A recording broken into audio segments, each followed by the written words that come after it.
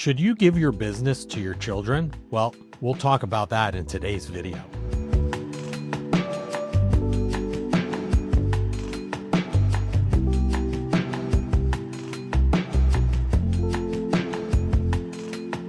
Recently, I was reading a staggering statistic.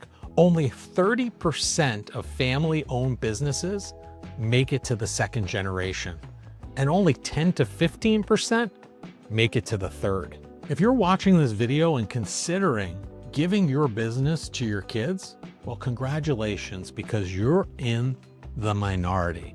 And this is a great problem to have. When making this decision, there's a lot of things to consider. And let's start with talking about the legacy versus the liability. It's important to have an understanding if your child is ready or not to step in and run your business. As you think about this, there are certain questions that you should be thinking about to determine whether your child is ready to step into a leadership role and take over your business. Do they have the technical expertise to run the day-to-day of the business? Now, they may be working in the business currently, or maybe not.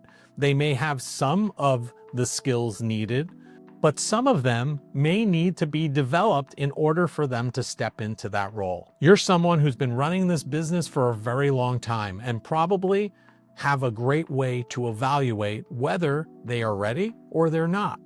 So it's important as you do that evaluation, if they're ready, great. If they're not, well, now's time to start getting them the skills needed to step into the role. Now, let's say you've determined that your child is ready emotionally and skills-wise to take over the business. There are pros and cons to both gifting and selling the business. And let's talk about a couple of those. Gifting them the business might be a better estate planning strategy for you. But at the same time, your child may not feel the same sense of ownership, the same sense of worth by being gifted the business.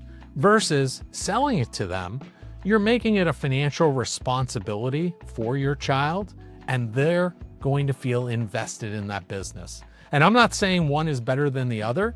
It really depends on your situation and your relationship with them to determine what may be best for you. Now that you've determined that your child is ready and you've made the decision whether gifting or selling is ideal, the important piece here now is to get that succession plan in place. Have it documented in terms of how and when you want this to begin.